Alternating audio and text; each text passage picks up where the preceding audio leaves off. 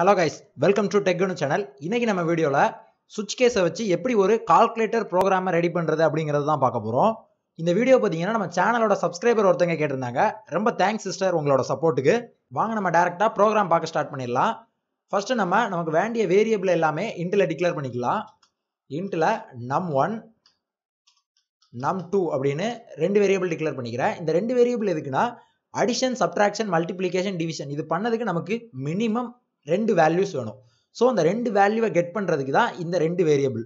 இது ஒரு simple calculator ப்ரோக்ராம்ங்கிறதுனால நம்ம இதில் ரெண்டு வேரியபிளை வச்சு மட்டும் இம்ப்ளிமெண்ட் பண்ண போகிறோம். இதுக்கு அடுத்து அடிஷனுக்கு ஒரு வேரியபிள், சப்ட்ராக்ஷனுக்கு ஒரு வேரியபிள், மல்டிப்ளிகேஷனுக்கு ஒரு வேரியபிள், டிவிஷனுக்கு ஒரு வேரியபிள். ஓகேவா?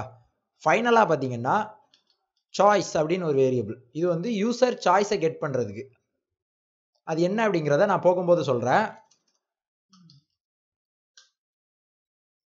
இப்போ கிளியர் ஸ்கிரீன் போட்டுக்கங்க.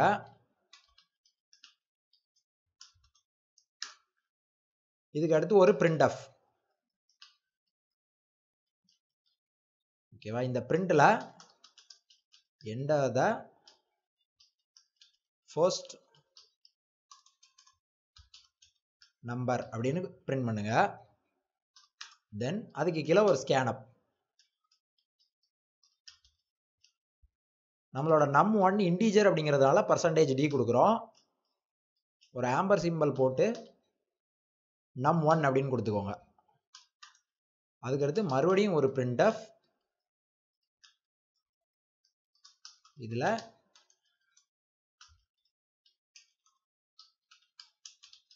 enter the second number அப்படின்னு கொடுத்துக்கோங்க.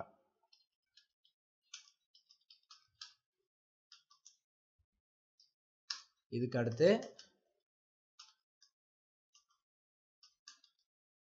அகைன் ஒரு ஸ்கேன் அப். இதுல %d. ஓகேவா?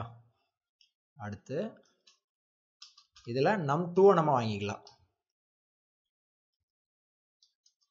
இதுக்கு அடுத்து பாத்தீங்கன்னா என்ன ஆபரேஷன்லாம் நம்மளால பண்ண முடியும் அப்படிங்கறத யூசருக்கு டிஸ்ப்ளே பண்ணணும். ஓகேவா? அதுக்கு ஒரு print எழுதுறோம்.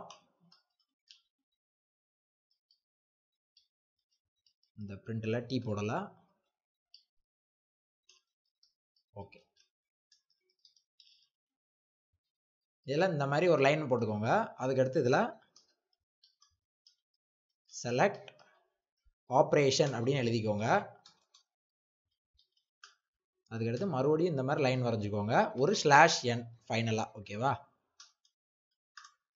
அதுக்கடுத்து மறுபடியும் printf.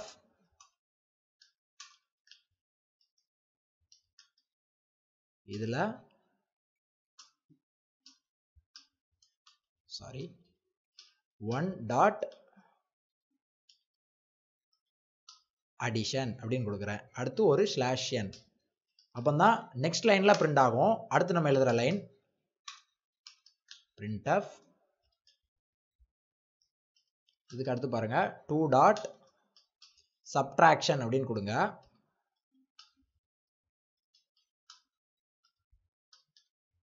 அதுக்கு அடுத்து 3. ஓகேவா? 3 டாட் மல்டிப்ளிகேஷன் அப்படின்னு கொடுங்க. மல்டிப்ளிகேஷன்.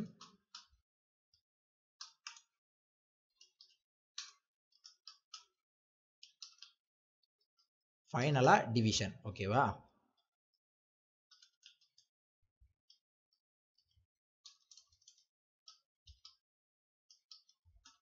ஃபைனலா டிவிஷன். இதுலயும் ஒரு /n கொடுத்துருங்க.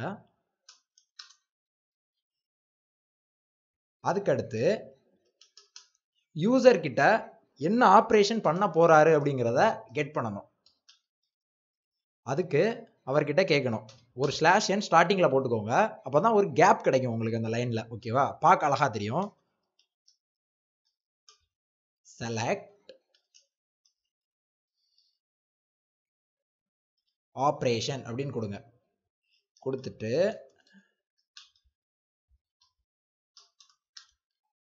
அதுக்கு கீழே அவர் செலக்ட் பண்றத நம்ம அந்த சாய்ஸ்ல கெட் பண்றோம். ஓகேவா? அதுக்கு தான் அந்த சாய்ஸ். %d அதே மாதிரி ஒரு ஆம்பர்சன் போட்டு சாய்ஸ் அப்படின்னு கொடுங்க. இப்போ அந்த சாய்ஸ்ல யூசரோட செலக்ஷனை கெட் பண்ணியாச்சு. அதுக்கடுத்து நம்ம ஆன்சரை டிஸ்பிளே பண்ணணும். அதுக்கு ஒரு பிரிண்ட் எழுதுறோம். இந்த மாதிரி ஒரு லைன் வரைஞ்சிட்டு ஆன்சர் அப்படின்னு போட்டுக்கோங்க. கொஞ்சம் டெலிட் பண்ணிக்கலாம்.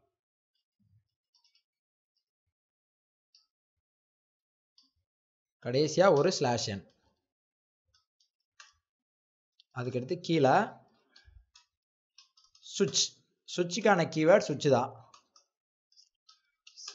சுவிட்ச் பிராக்கெட்டுக்குள்ள சாய்ஸை கொடுத்துருங்க. ஓகேவா? சாரி. அதுக்கடுத்து ஓப்பன் பிரேஸ் க்ளோஸ் பிரேஸ் போட்டுட்டு இப்போ சுவிட்சுக்குள்ள நம்ம எழுதுறோம். ஓகேவா? Case 1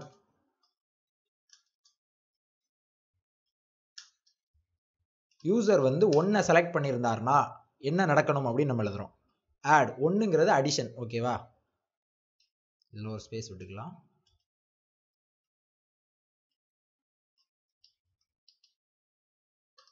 add equal to num1 plus num2. இப்போ ஆன்சரை பிரிண்ட் பண்ணணும். printf %d கொடுங்க, ஒரு பிளஸ், அதுக்கடுத்து இன்னொரு %d ஈக்குவல் இன்னொரு %d. இப்போ நம்ம மேலேயே அடிஷன் பண்ணிட்டோம். num1ஐயும் num2ஐயும் கூட்டி அந்த ஆட்ல ஸ்டோர் பண்ணிட்டோம். இப்போ நம்ம அதை எப்படி பிரிண்ட் பண்ண போறோம்னா ஃபர்ஸ்ட் num1 பிரிண்ட் பண்றோம். ஓகேவா? இந்த ஃபர்ஸ்ட் dங்கிறது இந்த பக்கம் இருக்கக்கூடிய ஃபர்ஸ்ட் வேரியபிளை ரெஃபர் பண்ணுது. அதுக்கடுத்து ரெண்டாவது %d இருக்க இடத்துல அடுத்த வேரியபிள் பிரிண்ட் ஆகும். அதுக்கடுத்து மூணாவது %d தான் ஆன்சர், அதாவது ஆட். அதை போட்டு விட்டீங்கன்னா மூணாவது %d இருக்க இடத்துல இந்த கமாவுக்கு இந்த பக்கம் மூணாவது இருக்க வேரியபிள அது வந்து எடுத்துக்கும். ஓகேவா? இதுல ஆட் அப்படின்னு கொடுத்துடலாம். கடைசியா ஒரு செமிகோலன், பிரேக். ஒரு இதை முடிச்சதுக்கு அப்புறம், ஒரு கேஸ் முடிஞ்சதுக்கு அப்புறம் பிரேக் ஆகி வெளியில வந்துடணும். ஓகேவா? சுவிட்சை விட்டு இது வெளியில வந்துடும். அதுக்கு தான் இந்த பிரேக். அதுக்கடுத்து கேஸ் 2 இதுல sub equal to num1 minus num2. இந்த ரெண்டையும் கழிச்சு நம்ம அந்த சப்ல ஸ்டோர் பண்றோம். printf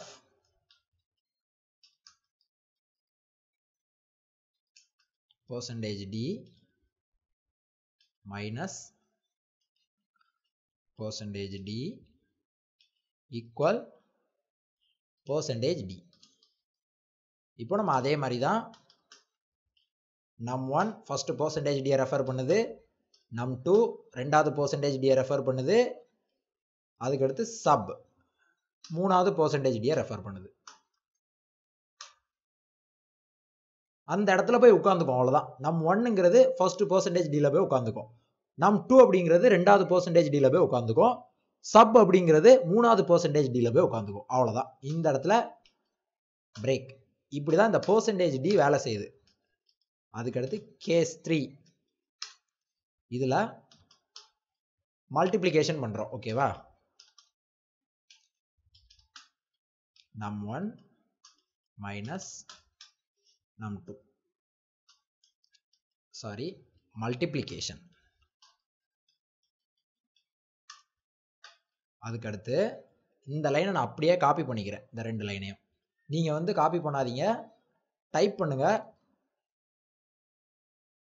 எடிட்ல paste. இப்போ இந்த மைனஸை நம்ம மல்டிப்ளிகேஷனா மாத்திக்கிறோம். பிகாஸ் நான் டைமை சேவ் பண்றதுக்காக பண்றேன். நீங்க வந்து டைப் பண்ணுங்க.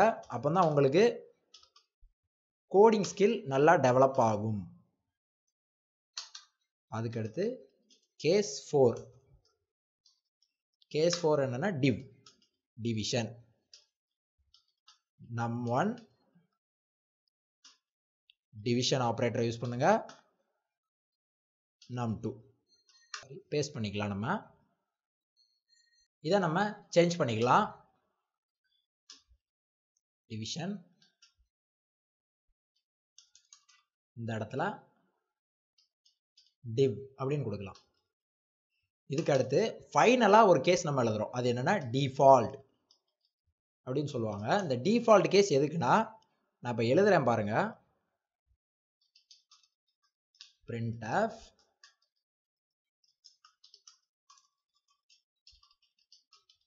kindly enter ஒன்னா செலக்ட் போட்டுக்கலாம். kindly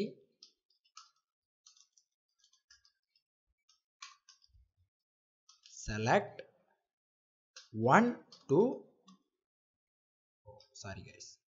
1 to 4 only அப்படின்னு நம்ம கொடுக்குறோம். ஓகேவா?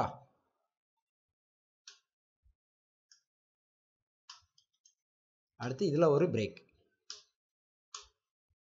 இப்போ 4 கேஸ் இருக்கு. யூசர் 5ன்னு என்டர் பண்ணிட்டாரு, தப்பா என்டர் பண்ணிட்டாரு அப்படின்னா அவருக்கு எரர் காட்டணும்ல. கைண்ட்லி செலக்ட் 1 to 4 only அப்படின்னு அவருக்கு டிஸ்ப்ளே ஆகும். 4க்கு மேல யூசர் என்ன நம்பர் செலக்ட் பண்ணாலும் கைண்ட்லி செலக்ட் 1 to 4 அப்படின்னு தான் பிரிண்ட் ஆகும். ஓகேவா?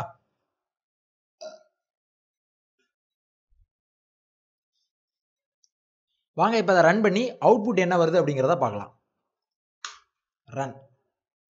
ஒரு error, the scanf error, statement missing அப்படின்னா அதுக்கு முந்தின லைன்ல பார்க்கணும். ஓகேவா?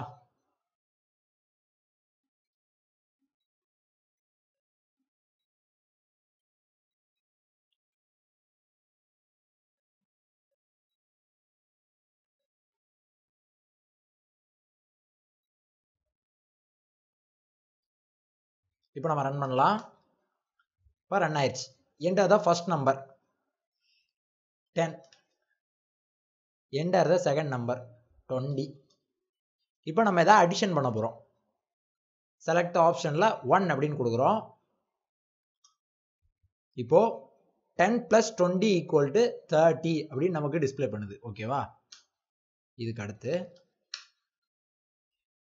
20 48 இந்த மாதிரி கொடுக்குறோம். இப்போ நம்ம ஆப்ரேஷன்ல மல்டிப்ளிகேஷன் செலக்ட் பண்ணலாம். 3. இப்போ ரெண்டையும் மல்டிப்ளை பண்ணி அதோட ஆன்சர் என்ன அப்படிங்கிறத சொல்லுது. வாங்க நம்ம சப்ட்ராக்ஷனும் பண்ணி பார்க்கலாம்.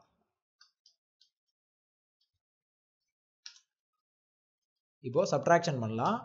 2 செலக்ட் பண்றேன். -16. டிவிஷன் பண்ணலாம். 6 divided by 2 போடலாம். 6 divided by 2 is equal to 3 அப்படின்னு டிவிஷன் பண்ணி ஆன்சர் வருது. இப்போ நம்ம அதிகமா ஆபரேஷன் வேல்யூ என்டர் பண்ணா என்ன ஆகுது அப்படின்னு பார்க்கலாம். ஆபரேஷன் வேல்யூ ஒரு 5ன்னு கொடுக்குறேன். கைண்ட்லி செலக்ட் 1 to 4 only அப்படின்னு நமக்கு டிஸ்ப்ளே ஆகுது. இவ்வளவுதாங்க இந்த சுவிட்ச் கேஸ். இப்போ உங்களுக்கு இது ஓரளவுக்கு அண்டர்ஸ்டாண்ட் ஆயிருக்கும்னு நினைக்கிறேன். இதை நான் பிபிடியில் எக்ஸ்பிளைன் பண்றேன், உங்களால இன்னும் அண்டர்ஸ்டாண்ட் பண்ணிக்க முடியும். இதுதான் நம்ம போட்ட ப்ரோக்ராம். ஃபர்ஸ்ட் நம்ம இன்டீஜர்ல நமக்கு வேண்டிய வேரியபிள் எல்லாத்தையுமே டிக்ளேர் பண்ணி வச்சுக்கிறோம். அதுக்கடுத்து ஸ்க்ரீனை கிளியர் பண்றோம். ஸ்க்ரீனை கிளியர் பண்ணிட்டு யூசர் கிட்ட ஃபர்ஸ்ட் நம்பரை வாங்குறோம். வாங்கி num1ல நம்ம ஸ்டோர் பண்றோம். அதுக்கடுத்து யூசர் கிட்ட செகண்ட் நம்பரை வாங்கி num2ல ஸ்டோர் பண்றோம். ஓகேவா? அதுக்கடுத்து செலக்ட் ஆப்ரேஷன் அப்படின்னு நமக்கு மேல ஒரு ஹெட்டிங் வரதுக்காக இந்த லைனை பிரிண்ட் பண்ணிட்டு என்ன ஆப்ரேஷன் எல்லாம் நம்மளால பண்ண முடியும் அப்படிங்கறத நம்ம இதில் டிஸ்ப்ளே பண்றோம். பண்ணிட்டு யூசர் கிட்ட கேட்குறோம் ஒரு ஆப்ரேஷனை செலக்ட் பண்ணுங்க அப்படின்னு. யூசர் செலக்ட் பண்றத சாய்ஸ்ல நம்ம ஸ்டோர் பண்றோம். ஓகேவா? சாய்ஸ்ல ஸ்டோர் பண்ணி வச்சுட்டு சாய்ஸ்ல ஸ்டோர் பண்றோம். ஸ்டோர் பண்ணிட்டு அதை சுவிட்ச்ல கொடுக்குறோம். ஓகேவா? இப்போ யூசர் 1 செலக்ட் பண்ணியிருந்தாருன்னா இந்த கேஸ் 1 ரன் ஆகும்.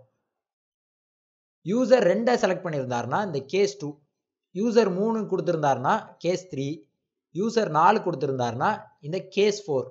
இப்போ என்ன ஆகும்னு பார்த்தீங்கன்னா இப்போ கேஸ் 2 ரன் ஆகுதுன்னு வச்சுக்கலாம். இந்த கேஸ் 2ல ஃபர்ஸ்ட் லைன் எக்ஸிக்யூட் ஆகும், செகண்ட் லைன் எக்ஸிக்யூட் ஆகும், தேர்ட் லைன் பிரேக். டைரக்டா கேஸ் 3யும் பார்க்காது, கேஸ் 4ஐயும் பார்க்காது. டைரக்டா இது வந்து சுவிட்சை விட்டு எக்ஸிட் ஆகி இங்க வந்துடும், இந்த கேட்சுக்கு வந்துடும். ஓகேவா? இதே கேஸ் 1 ரன் ஆனாலும் அதே தான். 2ஐயும் ஸ்கிப் பண்ணிரும், 3ஐயும் ஸ்கிப் பண்ணிரும், 4. ஏன்னா ஒரு இது முடிஞ்ச உடனே நம்ம பிரேக் கொடுத்துருக்கோம். ஓகேவா? பிரேக் கொடுத்த உடனேயே டைரக்டா இந்த சுவிட்சை விட்டு வெளியில வந்துடும். அதாங்க பிரேக்.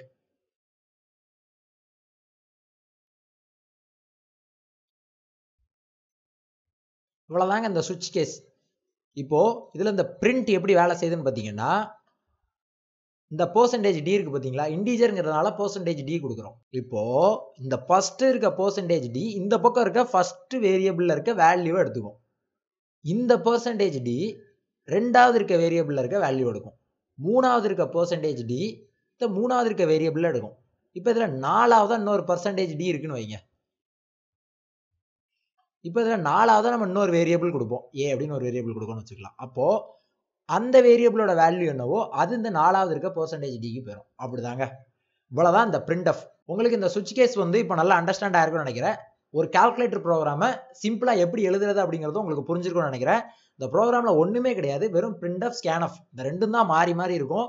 சுவிட்ச் கேஸ் ரொம்ப சிம்பிளா முடிஞ்சிடும். இந்த சுவிட்ச் கேஸ் பத்தி இன்னும் நீங்க தெளிவா தெரிஞ்சுக்கணும் அப்படின்னா என்னோட ப்ரீவியஸ் வீடியோ போய் பாருங்க. அந்த வீடியோட லிங்கை கீழே டிஸ்கிரிப்ஷன்ல கொடுத்துருக்கேன், மேல ஐ பட்டன்ல இருக்கு. எதுல வேணாலும் நீங்க கிளிக் பண்ணி அந்த வீடியோவை பாருங்க. அதுல பாத்தீங்கன்னா இந்த சுவிட்ச் கேஸ் எப்படி வேலை செய்யுது அப்படிங்கறத இன்ச் பை இன்ச் நான் உங்களுக்கு எக்ஸ்பிளைன் பண்ணிருப்பேன். இன்னைக்கு பார்த்த இந்த வீடியோ உங்களுக்கு நல்லா அண்டர்ஸ்டாண்ட் ஆயிருக்கும்னு நினைக்கிறேன். இதே மாதிரி அடுத்த ஒரு வீடியோல சந்திக்கிற வரைக்கும் பாய் ஃப்ரெண்ட்ஸ். உங்களுக்கு ஏதாவது டவுட்ஸ் இருந்துச்சுன்னா கீழே கமெண்ட் செக்ஷன்ல போஸ்ட் பண்ணுங்க. கண்டிப்பா நான் உங்க கமெண்ட்ஸுக்கு ரிப்ளை பண்றேன். அதுக்கான வீடியோஸையும் கூடிய சீக்கிரமே நான் அப்லோட் பண்றேன்.